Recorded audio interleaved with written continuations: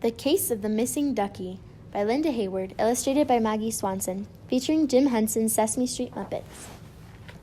The day the ducky disappeared was Ernie's birthday. Because it was a special day, Ernie had decided to spend it doing things he liked to do. And the thing he liked to do most was take a bath with his rubber ducky. Right after breakfast, Ernie went into the bathroom and filled the bathtub with water.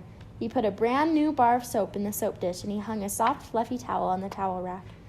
Ernie picked up Rubber Ducky and gave him a little squeeze. "You know, Rubber Ducky," he said, "you are my very best friend. I could never take a bath without you. Who would I talk to if I felt lonely? Who would cheer me up if I got soap suds in my eye? Gee, Rubber Ducky, I'm awfully fond of you." Just then the telephone rang, and Ernie went to answer it. "I bet someone is calling to wish me happy birthday," he thought. He left Rubber Ducky on the stool in the bathroom. "Hello?" "Hi, Ernie, this is Big Bird. I just called to ask you a question. Are you going to be home at 2 o'clock this afternoon?" "Gee, Big Bird, I guess so," said Ernie. "What's happening at 2 o'clock this afternoon?" "Oh, nothing," said Big Bird. "I was just wondering if you were going to be home then, that's all. Well, goodbye, Ernie." Big Bird didn't wish me happy birthday, thought Ernie. Maybe he doesn't know that today is my birthday. Gee, maybe no one knows that today is my birthday. Oh well, I still have Rubber Ducky to keep me company. When Ernie returned to the bathroom, he had a strange feeling that something was missing. "Now what could be missing?" he said. "I remember the soap. I remember the towel. Rubber Ducky, what did I forget? Rubber Ducky?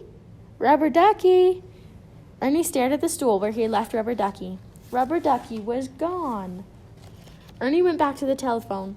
He called his friend Sherlock Hemlock, the detective. "Hello, Mr. Hemlock," said Ernie. "Something terrible has happened. I need a detective." "I'll be there in a minute," said Sherlock Hemlock. A minute later, there was a knock on the front door, and Ernie opened it. "It is I, Sherlock Hemlock, the world's greatest detective," said the man with the magnifying glass. "What seems to be the trouble?" "I was going to take a bath when I noticed that something was missing," said Ernie. Sherlock looked at Ernie very carefully. "Ah, I have it!" he cried. "Your clothes are missing." "My clothes are in the bathroom," Ernie explained. "Then I will begin looking for your clothes in the bathroom," said Sherlock. Ernie followed Sherlock Hemlock into the bathroom. "Gadzooks! I've found the missing clothes!" cried Sherlock. "But my clothes were never missing," said Ernie. "The thing that is missing is the soap," said Sherlock. "No, not the soap," said Ernie. "The soap is right here. It is the bathtub," cried Sherlock. No, not the bathtub," said Ernie. "It is Rubber Ducky that is missing." "Of course," said Sherlock. "Now I understand. It all fits together. The soap, the bathtub, the towel hanging on the towel rack. You were about to wash dishes when—" "I was about to take a bath," said Ernie. "You were about to take a bath," said Sherlock, "when your rubber guppy jumped out of the water." No, it wasn't a rubber guppy," said Ernie. "Rubber puppy? Ruffled buggy? Dubby Nucky?" said Sherlock in a puzzled sort of way. Ernie sighed sadly. "It's a cute, chubby little fellow named Rubber Ducky who is missing," said Ernie. "He disappeared while I was in the living room answering the telephone." "In that case," said Sherlock, "I shall call this case the Case of the Missing Ducky, and I shall begin solving this case by looking for clues in the living room." "Let me tell you about clues, Ernie," said Sherlock as he inspected the telephone. "A clue can be as small as a scrap of paper, or a piece of thread, or a speck of dust." Sherlock looked into the waste paper basket. He picked up a pincushion. He lifted the corner of the rug. Sherlock opened the closet door and poked around inside. "A clue can be somewhere so tiny that no one but a detective would notice it," he told Ernie. But Ernie did not hear Sherlock. He was on his way back to the bathroom to take his bath. "I guess I'll just sit in the bathtub and look at the faucet and talk to the soap and, oh, what am I going to do without Rubber Ducky?" But Sherlock did not hear Ernie. He was still looking for a clue. "And I, Sherlock Hemlock, the world's greatest detective, will go on searching for the missing rubber. Now what was it that I shall go on searching for?" said Sherlock Hemlock.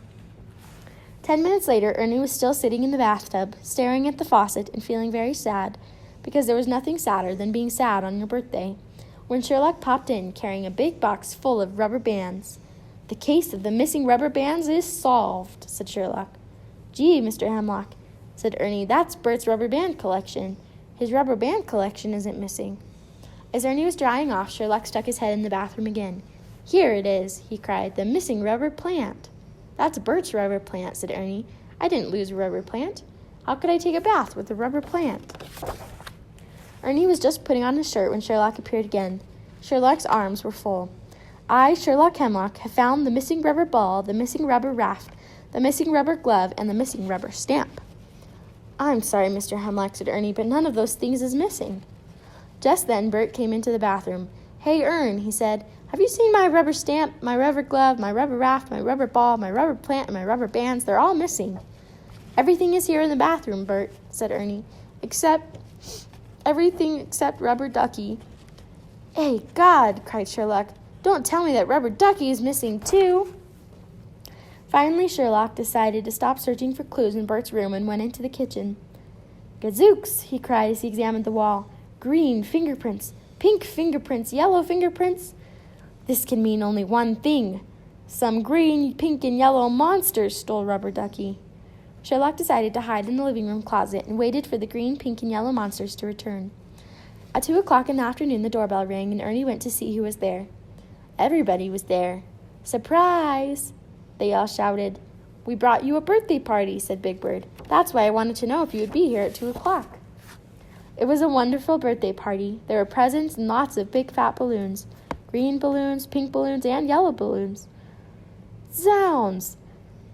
Cried Sherlock as he opened the closet door and bopped right into a bunch of balloons. I have found the green and pink and yellow monsters.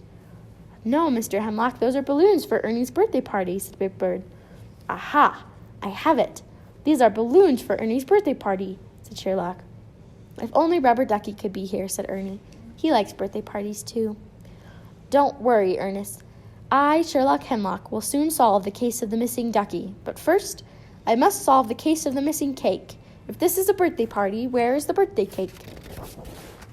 The kitchen door opened and Cookie Monster came out carrying a big birthday cake covered with green and pink and yellow frosting.